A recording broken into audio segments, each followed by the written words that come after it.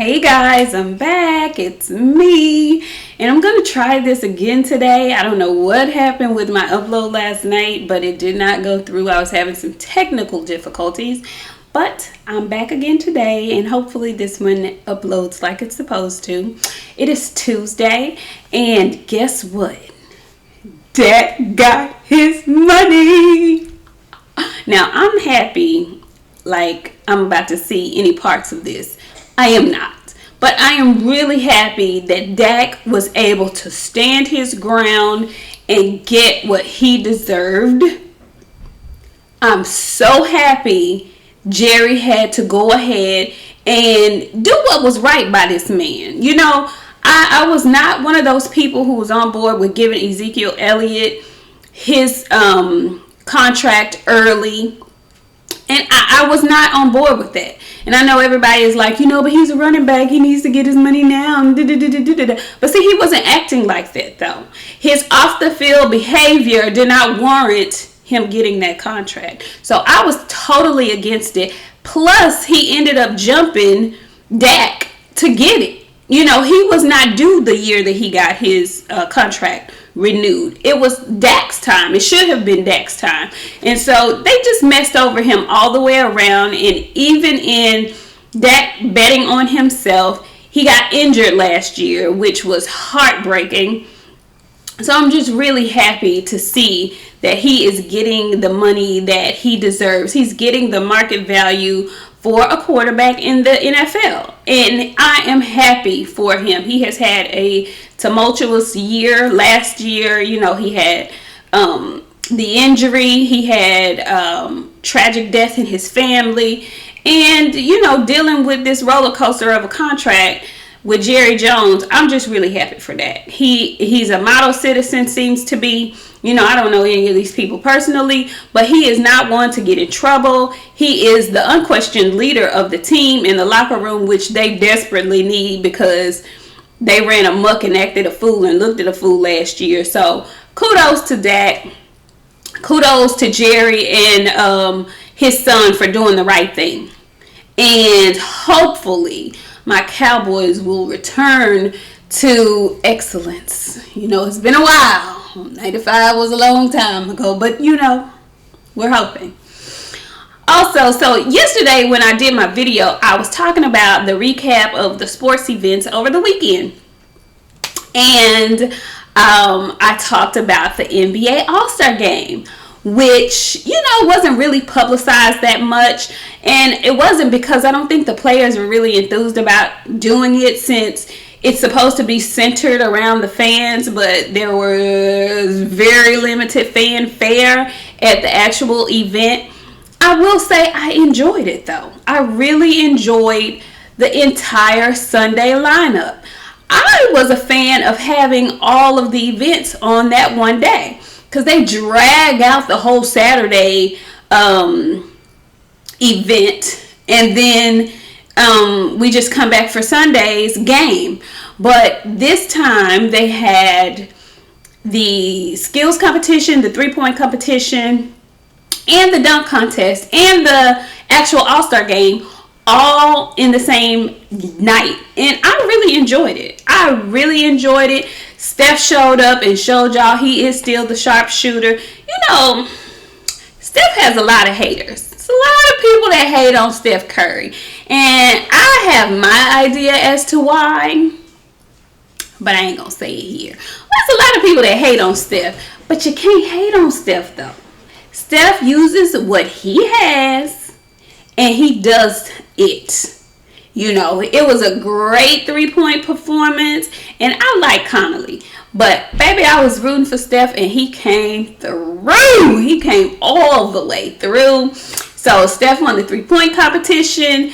I forgot the gentleman's name, that Sabonis, I want to say, who won the skills competition. He's a European player, big man though. Normally the skills competition is won by guards, maybe a 4, but typically a guard, because it entails a lot of ball handling.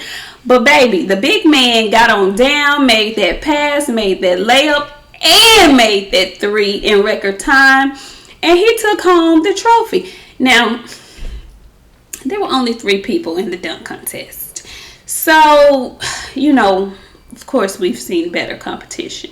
But it was just okay. I wasn't a huge fan of the dunk competition, but the skills in the 3-point competition were excellent. And the actual game was good. Even with the without Kevin Durant, he wasn't there. And also Ben Simmons or Joel Embiid played in the game. COVID protocol. They ended up not having COVID, but for precautionary reasons, they did not attend.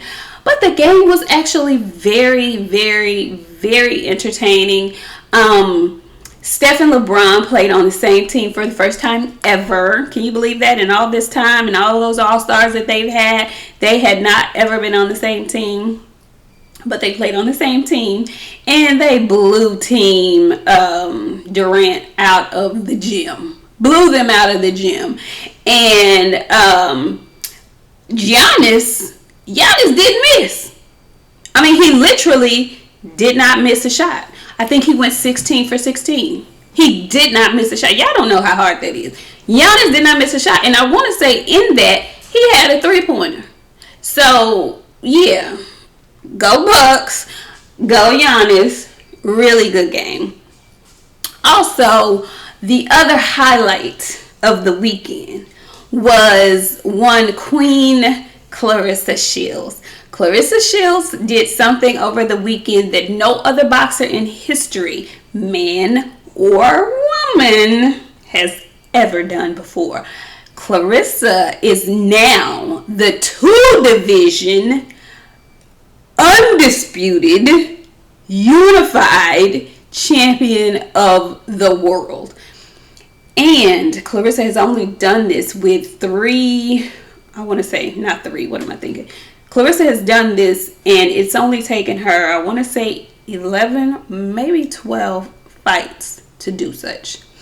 Now, I wasn't a big fan of calling her the GOAT, the greatest woman of all time. I wasn't a big fan of doing that,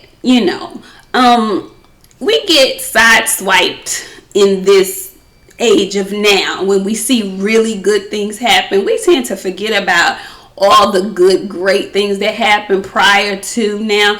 I don't do that. I am not one to do that. But I must admit, Clarissa has fought all comers.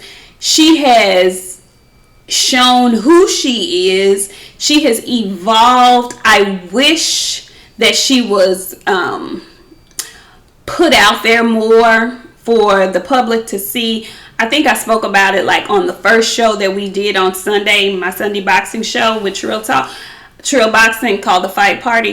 We talked about how Clarissa could maybe get more exposure.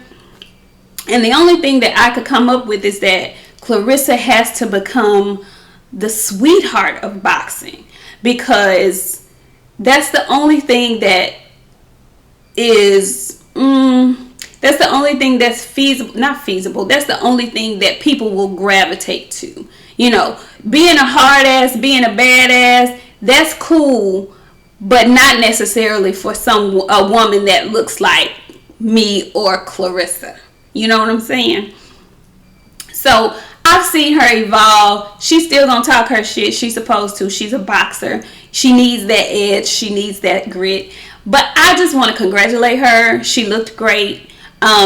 Sis had me rolling. She came to the ring looking really cute, had her wig on. I said, I know Clarissa ain't finna fight with this wig on. And then turned around. Clarissa had snatched that wig off and had her straight backs going on with her blue to represent Flint. And she took care of business, as Clarissa always does. So shout out to Clarissa Shields for holding it down, for representing not only Flint, not only black women, but just Clarissa Shields. She is one of one. One of one. And she stated firmly that if you want me to go down to 147 to knock these girls off, because I can, you're going to have to pay me. And I second that emotion. Pay this woman. Pay her. Pay her what she's worth. If you want her to go all the way down to 147, pay her, because everybody knows it's way harder, way, for women to lose weight than it is for men. Way. And Clarissa, I want to say, has fought at 160, at 154, and what they're saying now is the better competition is down at 147. If you want her to go all the way down there, you better pay her. You better pay her. Anyway, so that's all I've got for today. You guys have a wonderful week. I'll be back actually tomorrow. And tomorrow's show, I want to review some film. So I got a chance to watch Coming to America 2. I also got a chance to watch, what's the other one? Oh, Judas and the Black Messiah. And between now and Wednesday, I want to also get in the United States versus Billie Holiday, because I've heard excellent things about Audra Day's performance. So that's what my next video will be about. I will see you guys next time. Be good. Bye.